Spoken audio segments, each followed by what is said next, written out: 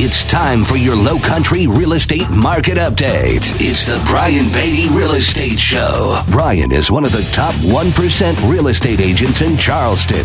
Find him online at listingsincharleston.com. That's listingsincharleston.com. Or call him at 843-345-1273. Now, broadcasting from the WTMA studios, here's your host, Brian Beatty. Good morning, Charleston. Thanks for tuning in to the Brian Beatty Real Estate Show. So glad you're with me this morning as we talk about real estate here in the Charleston area. If this is your first time tuning into this program, this is what this program is all about. We talk about residential real estate. We talk about housing in general. So as somebody that's been selling real estate here in the area for the past 11 years, with about 1,000 transactions under my collective belt as an owner and operator of a real estate team, one of the top teams here in the area, I like to share my experiences with you about the real estate market, share market data, which we're going to do this morning, and share some stories with you. Really, the goal of this show is to prepare you for the real estate market. When you come time to sell your home, buy a house, invest in real estate, I want you to be as knowledgeable as possible. I want you to have realistic expectations about the market. And so that's what this show is all about. So I obviously record this show sometimes in the studio, sometimes pre-recorded, but I'm always out there selling real estate. So if you're thinking about buying, selling, or investing in real estate, I urge you to give me a call. I'd love the opportunity to earn your business. My team and I have already sold 130 homes this year. We're on pace to sell about 250 homes, help 250 different people. So we'd love the opportunity to earn your business.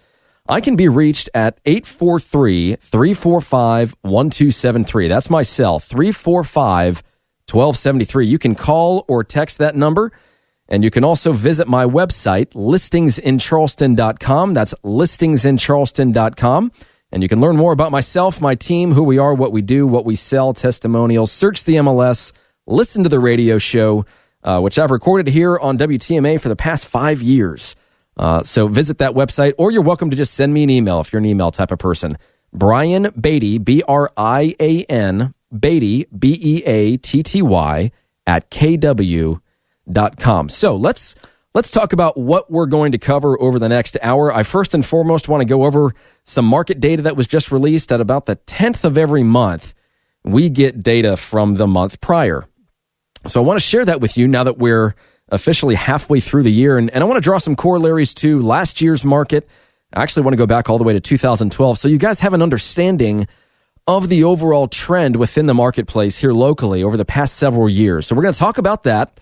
We're going to talk about selling luxury real estate, some things you need to know if you're going to buy or sell a house in what I consider to be the luxury market of Charleston, of which we have several properties. And it's something that we're selling more and more of as there are now more and more buyers interested in purchasing luxury real estate. So I want to talk about that. I want to talk about as is sales. There's some really important information that you need to know if you're one of those types of sellers that say, look, I want to sell my house, but I don't want to make any repairs, and I want to set that expectation at the onset of putting the property on the market. So I want to talk through that because there's some certain things you need to know if you're a buyer as well. There's some tips in there that you need to be aware of. And then finally, I want to talk about selling your house to buy another using a home sale contingency, meaning you need to sell your home before you buy something else. One of the big challenges in our market right now, which I'm about to go through with you, is just an overall lack of inventory. A lot of people want to sell their house. They want to move.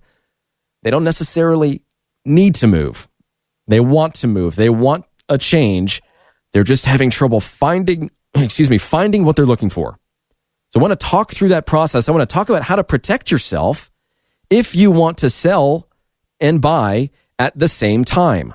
You know, if you're a seller right now and you've got limited inventory, you've got limited competition, and buyers are, running through the door at record numbers, are you as a seller really going to entertain the idea of somebody else selling their house? So I want to talk through all those things this morning. And again, if you want to reach out to me, you're thinking about making a move in real estate, happy to help you off air. My number again, 843-345-1273. Call or text that number, 345-1273, or go to listingsincharleston.com or send me an email, brianbeatty@kw.com. All right, so let's talk about the market. Some interesting stuff going on right now. Charleston Realtors puts out a report toward the middle of every month, and it details all the numbers the market overview, new listings, pending sales, closings, days on market, average price range, or average sales price rather, how much off of the listing price buyers are purchasing property for, inventory, all that fun stuff.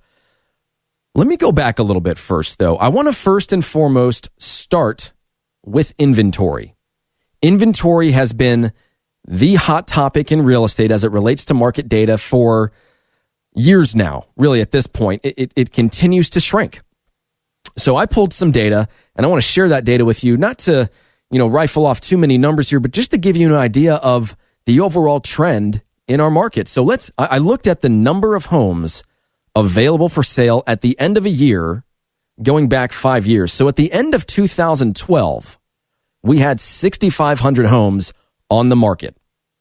In 2013 and in 2014, we had 6,200 homes available for sale at the end of the year. That's about a 5% drop. In 2015, we went down to 5,900. That was a 6% drop. But then in 2016, at the end of the year, we only had 4,700 homes available for sale. That was a drop of 20%. Now, that was the end of the year. Let's look at right now. At the end of 2016, again, we had 4,700 homes available for sale. At the end of June 2016, however, we had 6,400 homes available for sale. 1,700 homes disappeared. And you have to think about it this way. Every day, new properties are hitting the market, right? So we had a change, a significant change from June 2016 to the end of the year 2016. If we look at the amount of properties available for sale right now, at the end of June 2017, there were about 5,300 homes available for sale. Compare that to the 6,400 we had this time last year, and that's a drop of 16% just in the number of homes available for sale. So there's some data that revolves around this lack of inventory. And so, of course, with a lack of inventory, less supply, more demand. Let's look at how that's affected pricing.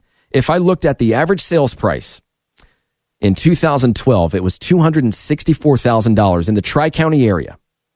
In 2013, it was $281,000, which was up 6.5%. 2014, it was $291,000, up 3.5%. 2015, it was $307,000, up 6%. At the end of 2016, it was at $321,000, which was up 4.5%. Now, if you look at the average sales price, right now, year to date, we are at $342,000 as our average sales price. Compare that to the $320,000 we had this time last year, and the average sales price is up almost 7%. The biggest increase we've seen in the average sales price, arguably over the past 5 years. So not only do we have less inventory available for sale, prices continue to go up. Now, there's something that I review with my clients when we're talking about selling their house. And the really cool thing about our MLS is that we, as a group of real estate agents, outsource the process of scheduling a showing on a listing to a third-party company called Showing Time. So here's how this works, and I'll explain this so that you can get a better grasp on these numbers that I'm about to read off. Let's say somebody calls me and they say, hey, Brian, I want to go see 5 houses on Monday. Here are the addresses. Here are the times.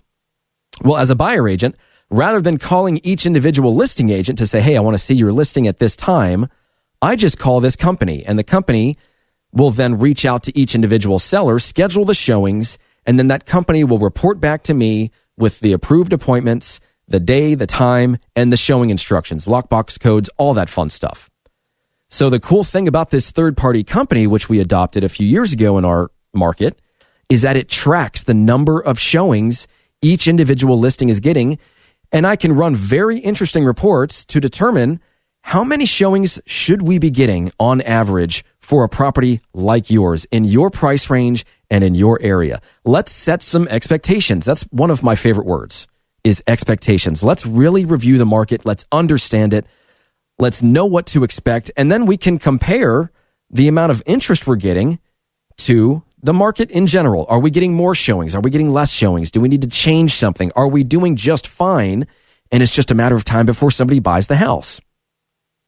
So we look at all these things, of course, when we work with sellers and we set the expectation about the market.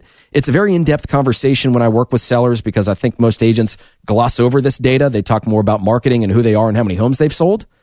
I want to go into this agreement of selling somebody's house by setting the understanding that here's what the market is telling us. Let's forget about just general market trends for a moment. Let's understand specifically what should happen in your very specific submarket, in your neighborhood, and your price range, so on and so forth. So if I look at the median number of showings until a house goes under contract, here's some interesting data.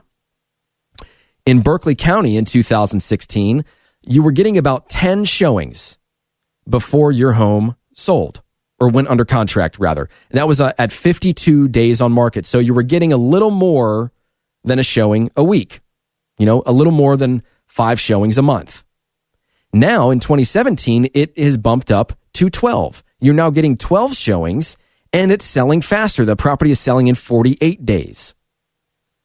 So more people are looking at homes and they're selling faster. If you look at Charleston County, in 2016, the average was 11 showings until it went under contract, 63 days on market. Now we're getting 12, still 63 days on market. Not a huge change there, but here's the interesting one, Dorchester County. In Dorchester County in 2016, you were getting 11 showings and the property was selling in 64 days. So you were getting 5 showings a month. Now it's 15 showings and they're selling in 47 days. So now you're getting a significant amount more in terms of interest and buyers walking through the property, and you're selling it faster. So obviously, in reading through this data, there are more buyers in this market and inventory continues to reduce. So if you're a seller and you're thinking about selling your house, I can guarantee you this has had an impact on the value of your real estate. People want it more now. They're willing to pay more now. There's more competition now, which drives up prices, creates multiple offer scenarios. And if you do a really good job as a listing agent and you market it right, you price it right, and you work with the seller to stage it, declutter it, work on the curb appeal, and fix some things that need to be fixed so they're not eyesores or so that buyers don't knock your price down once they see those things, then guess what? You're going to sell pretty darn fast, and you're going to sell for a good amount of money. The total days on market, by the way, for the Tri-County area is 58 days. This time last year, it was 62 days. Our properties are selling in 38 days. My team, we're selling homes in 38 days and for 98% of their asking price. Right now, properties are selling for 96.5% of asking price market wide. So when you do things the right way, when you've perfected your marketing plan and you have the support, the capacity, and the ability to implement that plan, and you actually do what you say you're going to do, then you create some pretty amazing results in this market, which is all aimed toward making the seller more money and hopefully selling it in a faster amount of time. The more marketing activities you can do in a short amount of time, which for me, I've got 15 people on the team, the amount of things I can do from a marketing perspective just doesn't compare to a single agent and their capacity to do things from a marketing perspective. There just aren't enough hours in a day to do what my team does to market properties for sale. So as a seller in this market, if you are interested in selling, there is still plenty of time. I think a lot of people are under the assumption that once, summer's here, it's too late. It is not too late. The market continues to slant in favor of the seller. Having said that, there are some changes taking place. I do believe that at some point soon, likely this time next year, we will actually have the data to substantiate what we call a shift in this market. I personally don't believe that our market can continue at this pace, continue to reduce inventory, continue to increase price without having an impact on affordability. And I also think that interest rates are going to continue to rise because our market can support it. We've got good economics that can support that kind of thing. So that's where we are as a market right now. I mean, there's a lot of good stuff going on. If you want a personalized estimate of value on your house, I am happy to provide that to you. I do several a week for folks, whether it be to combat their tax appraisal so they can pay less in taxes, or they just want to know what their home is worth so they can start the planning process. If you're going to sell your house, one of the first things you need to know, how much money am I going to walk away with after this thing sells? In order to do that, you have to have a real estate agent or an appraiser tell you how much your home is worth and then deduct the expenses so you have a realistic idea of how much money you're going to have after closing to invest in something else. And then, of course, the second step is let's get out there and let's actually look at the market. Let's see what's available. And if there are things available or if things have recently sold that represents a house you would have purchased, then reason stands to assume that something similar will come along very shortly. So that's what's going on in the market in general. When we come back, I do want to talk about luxury real estate. We've seen some nice improvement in that segment of the market. And again, if you're interested in learning more about the value of your home, you want to just chat with me about real estate in general, feel free to give me a call, 843-345-1273. That's my cell, 345-1273. Call or text that number or visit listingsincharleston.com. That's listingsincharleston.com. I'll be right back. Have a real estate question? Ask Brian Beatty. Send him an email, lowcountryhomesales@gmail.com. The Brian Beatty Real Estate Show is on 1250 WTMA. WTMA! Now, here's more of the Brian Beatty Real Estate Show on the Big Talker, 1250 WTMA. Welcome back, Charleston. Thanks again for tuning in to the Brian Beatty Real Estate Show right here on the Big Talker, 1250 WTMA. 5 years I've been on this program doing this show. I love every second of it. It's borderline therapeutic for me to come in here and talk about real estate. I really do enjoy it. Thanks so much to WTMA and Cumulus for continuing to air this program. I love it. I think that this program and the way in which it's designed, which is to be educational in nature, is helping people form realistic opinions about the market, and that is my goal. That is all I want for people to take away from this program, is they now have a better understanding of the real estate market and how it works than they did prior to tuning into this program. So if that's something I can help you with, if you're interested in buying, selling, investing in real estate, or if you're interested in getting into real estate in some form or fashion, I have openings on my team. We are growing. We do have some needs right now. So if you're thinking about getting into real estate, and of course, if you want to buy, sell, or invest in real estate, please give me a call. My number is 843-345-1273. Again, that's 345-1273. You can call or text that number. And my website is listingsincharleston.com. That's listingsincharleston.com. You can learn more about myself, my team, view any property available for sale in the MLS, see what we've sold, and listen to any previously recorded version of this show under the radio show tab. Let me talk about luxury real estate for a while, because it's something that is just more active now in this market than it has been in years past. I get kind of a side note here, but I have a lot of people ask me, Brian, why you've been doing this for 11 years, you've sold 1,000 homes, blah, blah, blah. Why are you still messing around with $200,000 houses? Why aren't you selling exclusively luxury real estate? The answer is this. Oh, sorry, my phone just went off. What an amateur move. Man, I've been doing this show 5 years. I've never once had my phone go off on this program. What an amateur. Sorry about that. All right, it's silenced now. Anyways, so people ask me, Brian, why are you still messing with the lower end of the market when you should be focusing on luxury? And the answer is this. I started this real estate business to obviously help people, but obviously to make money as well. It's a business. It's my only stream of income on a primary basis. My wife doesn't work. She stays home with our 1-year-old and our 3-year-old. And of course, I have things that I do on the side, rental properties. I flip homes from time to time. I also do private money lending to investors, which is super fun. I'd love to talk to anybody that's interested in getting into that. I'm earning 4 points at closing and 12 to 15% interest-only payments on the loan with a bunch of collateral attached to it. Anyway, side conversation there, but something if you're interested in getting into, very low barrier to entry. You just need cash, and you can make a killing in it. But anyways, to go back to this question of, why am I not exclusively focused on luxury real estate, the answer is this. I am not demographically or geographically limited in whom I want to work with. I get to choose who I want to work with. And if you're reasonable, you have reasonable expectations, and I think I can accomplish your goals, then I will work with you. My team will work with you. I have everything from the $100,000 property to a $5 million island between Mount Pleasant and Isle of Palms available for sale, and everything in between. So if you're reasonable, you have reasonable goals and expectations, we will work with you. I am not that type of agent that walks around with my nose in the air because I've sold as much real estate as I have, and I'm not going to work with a $200,000 house. I think that anybody that wants to sell real estate deserves a certain caliber of real estate agent. I don't think they should have to compromise on that caliber because agents are selling a bunch of real estate. We'll work with you. So the point in telling you that is just so you understand that even though I'm about to talk about luxury real estate, that's not all I do. It's a good portion of what I do. We're doing it more and more as the market continues to improve. But man, 5 years ago, 6, 7 years ago, if I was exclusively a luxury real estate agent, I'd be rubbing two pennies together for the most part, or I wouldn't have nearly as successful business as I do now. So that's the answer for anybody that cares. But let's talk about some tips here for selling luxury real estate, some things that I've learned over the years.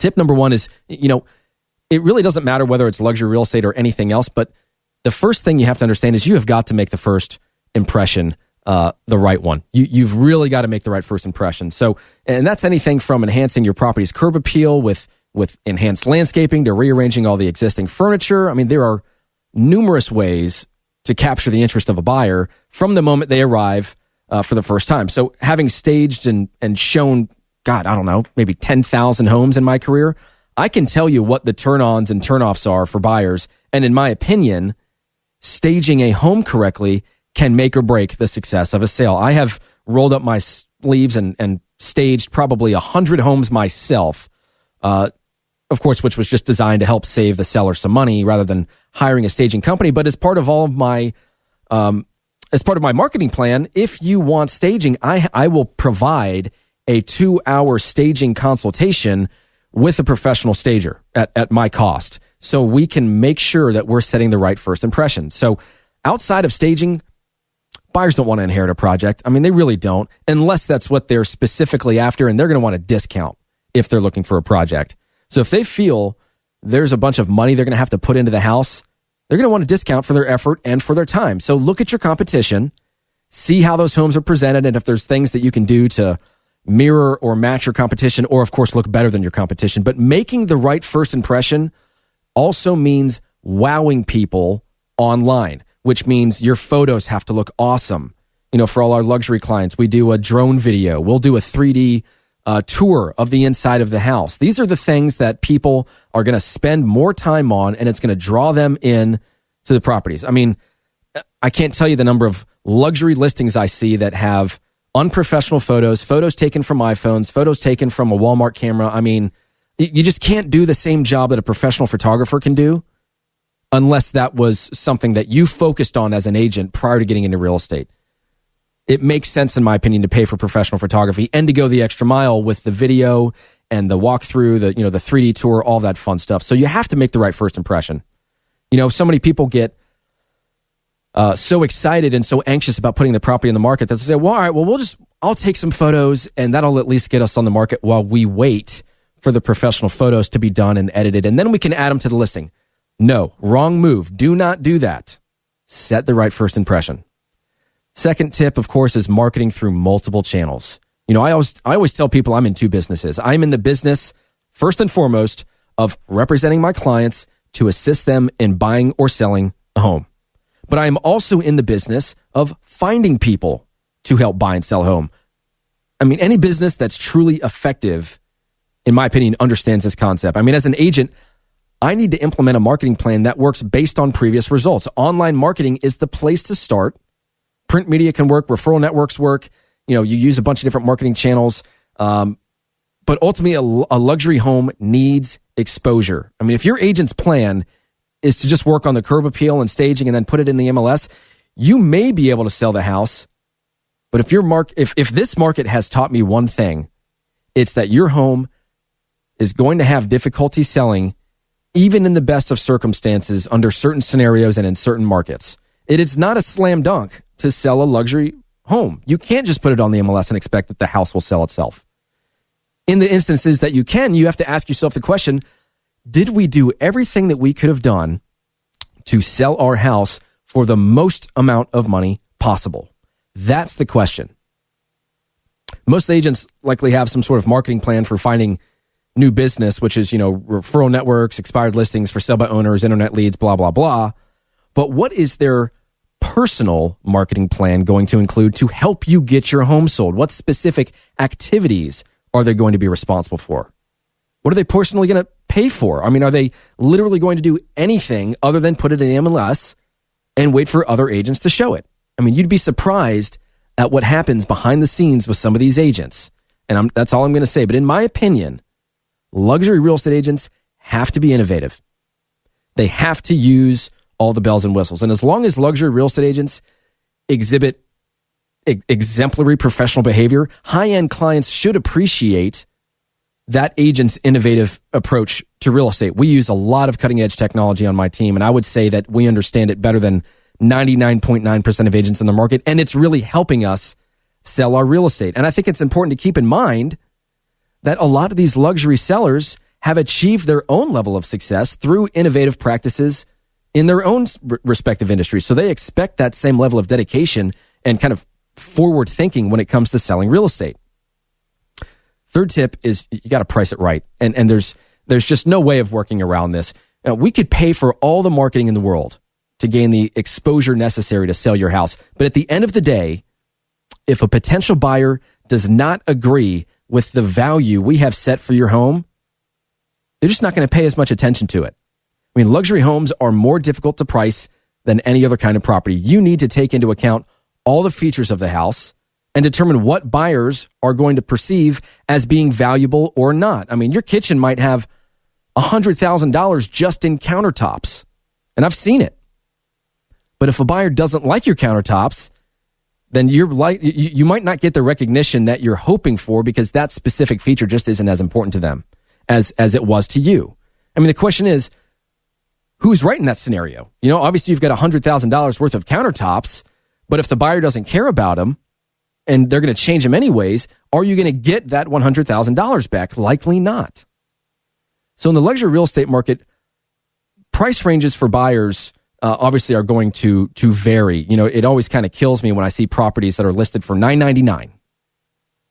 You have to think about the way people search for real estate online. They search in increments. So let's say they're going to search 750 to $1 million, or we're going to search $1 million to 1.25, or $1 million to 1.5, whatever the case might be. Nobody stops their search at $999,000. That's just not normal consumer behavior. So when you price your home at $999, you're missing all of those people that are searching $1 million to $1.25 million, $1 million to $1.05 million. You could be missing more than half your market. So pricing it right is extremely important. Tip number 4 is just to be patient with the process. I mean, some people want to sell immediately. Some people don't care when it sells. So more often than not, price is more important than timing. You know, what needs to be understood is that these transactions can and most likely will take time. There are only so many buyers out there. I mean, they can afford to buy a luxury home. They have the ability to shift around within their price range. But when they make a decision to buy something, it's now up to us to grab their attention well enough to create an opportunity for a sale. I mean, this goes back to what I was just saying. Even though your home might be fully renovated and in perfect condition, it doesn't necessarily mean it's going to sell right away. We need to be in the right place at the right time. We need to be able to create excitement about the house through our marketing efforts.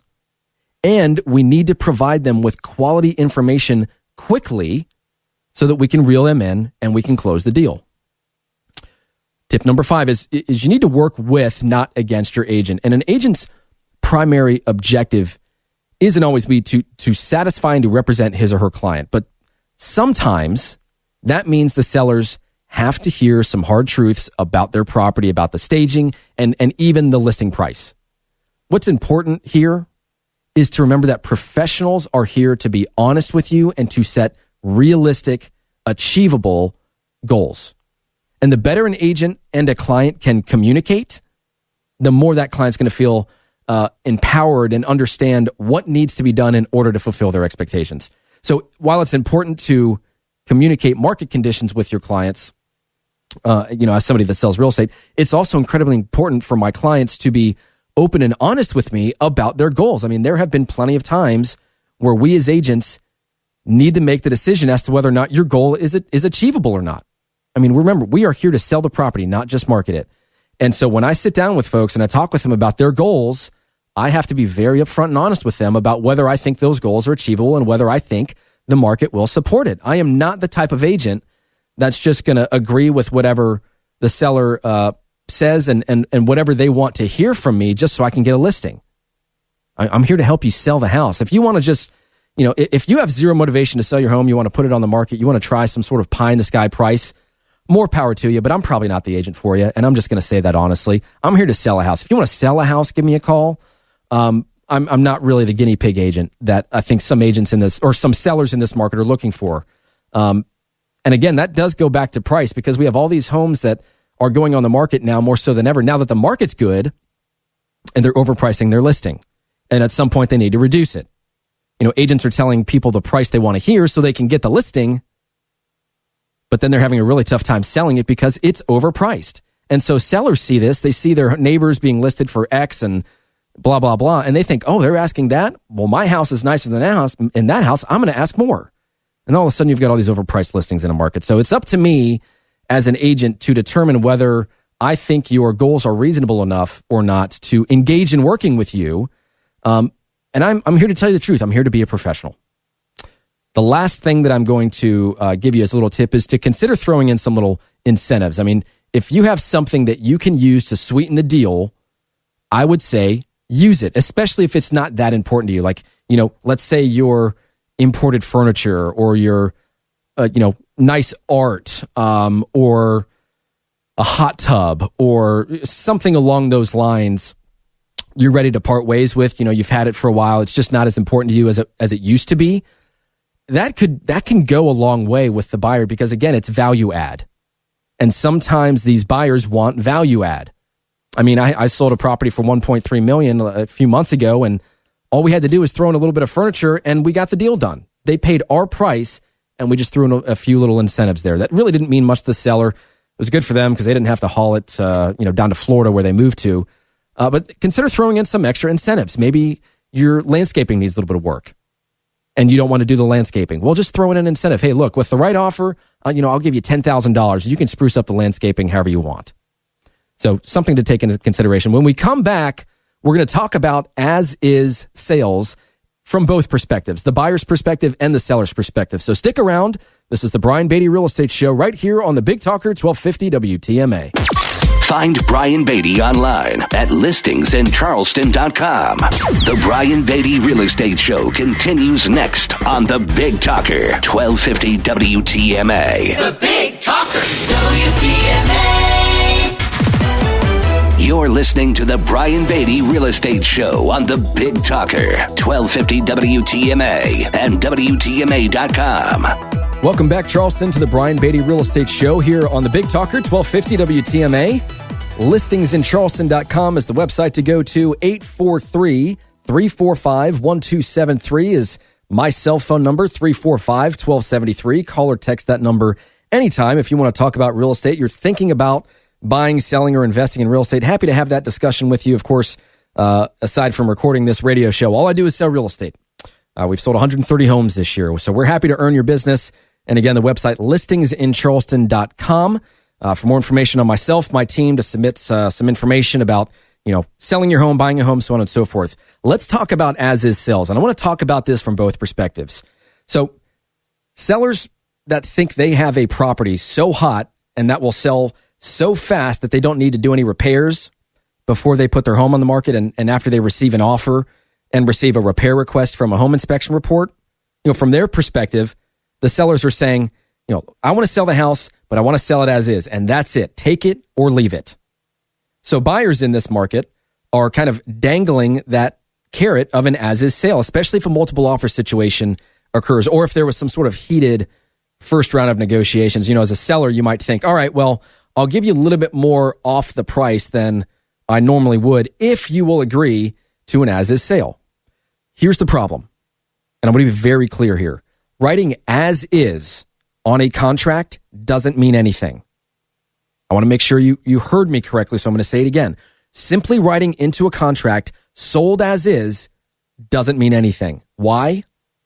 Because all you're doing is setting the expectation that the seller won't do any repairs, but it doesn't prevent the buyer from doing a home inspection, nor does it prevent them from backing out of the contract if they don't like the results of the home inspection. So here's the issue. As a seller, once you receive a copy of that home inspection, you now have to report the issues that were found within it. Remember, when you sell a property in the state of South Carolina, you are required to disclose any known present defects. And if you want to get technical, I mean, the sellers are required to fill out a document called a State of South Carolina Residential Property Condition Disclosure Statement. And it's a 5-page document. It's designed, again, to disclose any known present defects. I mean, it says in bold letters right at the top of the page. I filled out so many of these things I haven't memorized. As owner, do you have any actual knowledge of any problems concerning? And then 5 pages of everything from roof, windows, appliances, HVAC, termite issues, down to environmental contamination of the soil and everything in between.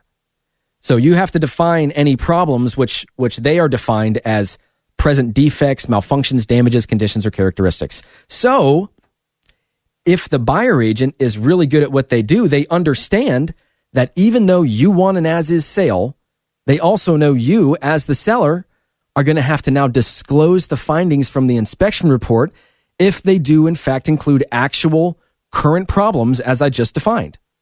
So it's very common in our market right now for buyers to agree to the seller's price and agree to an as-is sale, but then they're going to go back and they're going to beat them up after they've gotten the home inspection and they see the repairs that need to occur. So once the seller is informed of these problems, then they're going to say something like, all right. So it's really once the buyer receives the inspection report and informs the seller of these problems, they're going to say something like, you're going to have to disclose these issues anyways, so you might as well consider fixing some of them so that we can move forward with the purchase. I mean, they're smart.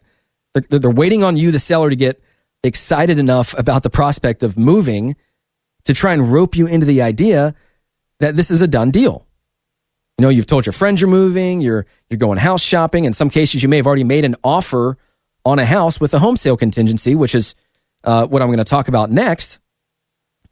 But the buyer's going to say something like, look, I know we agreed to an as-is sale, but there were items found that we're just not okay with. So either the seller needs to fix them or we're going to walk away. We're going to get our earnest money back because the contract allows us to do that. So this is why writing contracts correctly is so important. It is a major passion of mine because all it takes is one time for you to not write something correctly and for your client to get taken advantage of, for you to learn a very hard lesson. And I've been doing this for 11 years, and I don't mind telling you that I've learned some hard lessons along the way, but they've been learned. So now they're part of the experience that I bring to the table. So the sellers now have to consider the idea that they might not be able to sell their house for as much money as they hoped for if they go back on the market because they now need to list those problems. I mean, they're either going to have to lower their price or they're going to have to fix the issues. So sometimes, and this is a bit of a rarity, but buyers will overlook a list of repairs if and only if they really love the house or if they feel like they're getting a good enough deal already. I mean, I can relate to that because of the negotiations on my house. I bought a home. It was a great deal. I mean, right on Deepwater in Mount Pleasant, had a pool, had everything we were looking for, and it was way underpriced. The sellers didn't know that because they were a for sale by owner. So not only did I knock them down on their price, and I got paid a commission to purchase a property, which was pretty cool, which just went toward the massive amount of repairs we did to the house. The inspection report revealed about $2,500 worth of stuff that needed to be repaired. And so I asked the seller to fix that. They said no. They were frustrated with themselves because they sold the house for such a low amount of money. They sold it to me for about 15% off fair market value in a subsection of the market where those listings, those homes that go on the market are like gold. So I got a heck of a deal. So in some instances, yes, the buyer will overlook that. But more often than not, they're going to use that trick against you of saying, oh yeah, we'll just write as is on the contract. And then they're going to come back to you and they're going to still ask for repairs. And if you don't make them, they're going to back out of the deal. And then you're left with either disclosing those issues or fixing them. But it's more than likely going to have an impact on the ability to sell the property or the price at which you sell your house. So the only way to really prevent the buyer from backing out is to remove the home inspection entirely. And most buyers aren't going to do that unless they've got enough of a cushion to say to themselves, all right, we're getting this house for such a good deal that, you know what, if there's some repairs that come up, so long as they're not major, then whatever, I don't care, I'll fix them. Because it's still worth it to me to buy the property at that price and make a few repairs versus not buy it at all. So that's really the only way to guarantee an as-is sale is to remove the inspections entirely. Or you can say something like, The inspection is for informational purposes only. No repair request shall be considered, and buyer agrees no matter the results of the home inspection or the termite inspection to proceed with the sale. Something like that. So language is incredibly important, and I just wanted to get that out there because there's a lot of confusion in this market about as-is sales. So I just wanted you guys to have that information, educate you on that topic. When we come back, I'm going to talk very briefly about home sale contingencies, which will be a lead into next weekend's show. And again, for all those people that are thinking about buying a house but can't find what they're looking for, one of the first steps we have to take is to determine what your home is going to sell for, and in some cases, put the property on the market. How do we protect you from being homeless if you sell your home without finding something to buy? I'm going to tell you that when we come back. If you'd like to reach out to me, 843-345-1273. Again, that's 345-1273, or go to listingsincharleston.com. That's listingsincharleston.com. This is the Brian Beatty Real Estate Show on the Big Talker 1250 WTMA. We'll be right back. Stay tuned for more of the Brian Beatty Real Estate Show on 1250 WTMA and WTMA.com. WTMA. Now, the Brian Beatty Real Estate Show continues on Charleston's Big Talker, 1250 WTMA. Welcome back, Charleston, to the last few minutes of the Brian Beatty Real Estate Show right here on the Big Talker, 1250 WTMA. I was just informed by my program director, John Quincy. For those of you listening to WTMA, he helps me with this show, helps screen calls, so on and so forth. Anyways, I've only got 3.5 minutes left, so that is not enough time for me to do justice to this particular segment, which is home sale contingencies, the idea of selling your house and buying a house at the same time. You have to sell your house in order to buy another. Okay? So there's a lot that I can talk about here. And obviously, most people that want to sell their home and buy another do not have the luxury of simply owning two homes. Some do, most don't. So when you decide to move out of your current house you own and buy another, it requires a lot of finesse from the agent you've hired to assist you in that process. Now, I am very proud to say that throughout my career in selling real estate, 11 years, 1,000 transactions, I have never made somebody homeless. I've been able to do that by contractually protecting my clients, and I am not an advocate of taking unnecessary risks. I mean, I advise against it. You have to realize that as unfortunate as this sounds and as fortunate as it is to say, some agents really struggle with this particular process. In fact, there are a lot of agents out there that struggle with writing a bulletproof contract in general. I mean, think about what we just talked about with regard to as-is sales. So here's what you need to know if you're going to sell your home and buy another at the same time. There are two different types of home sale contingencies. There is the sale and settlement contingency, and there is the settlement contingency. So as the name implies, a sale and settlement contingency means your house is on the market or it's about to go on the market, and it now needs to go under contract and close before you buy something. A settlement contingency simply means that your home is already under contract. You are selling it. Now you need to purchase something. I mention these two types of contingencies because as a seller, you don't want to limit your ability to market your property any more than is necessary. So one thing that can be attached to a home sale contingency is a kick-out clause, meaning you as a seller can accept a contract from a buyer where that buyer has to sell their house, but you also have the ability through a kick-out clause to accept another offer and give the buyer that you've already committed your home to usually 48 to 72 hours to either remove the home sale contingency and proceed with the purchase, or move to a backup position and you can sell that home to the other buyer that doesn't need to sell their house first. There's a lot of different ways to skin this cat. The most important thing is protecting yourself contractually. You know, one thing you can do as a seller is you can put darn near anything into a real estate contract. Let's be honest here. But one thing you can do as a seller is you can say when you accept an offer on your house that you have X amount of time to identify a property to put under contract. And if you can't identify a replacement property, you can cancel the agreement. That's another example. So here's what I'm going to do. I'm going to put a blog on my website for you to read. It will be much more detailed, and I will talk about this next weekend, I promise. But if you want more information on this particular topic, go to listingsincharleston.com. I promise it'll be on there by the time you go to the website, listingsincharleston.com. It'll be under the blog section. And if you want to reach out to me, 843-345-1273. That's 843-345-1273, or go to listingsincharleston.com. Thanks so much, Charleston. Enjoy the rest of your weekend. This is the Brian Beatty Real Estate Show on the Big Talker, 1250 WTMA. Join us for another edition of the Brian Beatty Real Estate Show next Saturday morning at 9 and Sunday morning at 10. Contact Brian Beatty online at listingsincharleston.com. That's listingsincharleston.com. Or call him at 843-345-1273. 843-345-1273.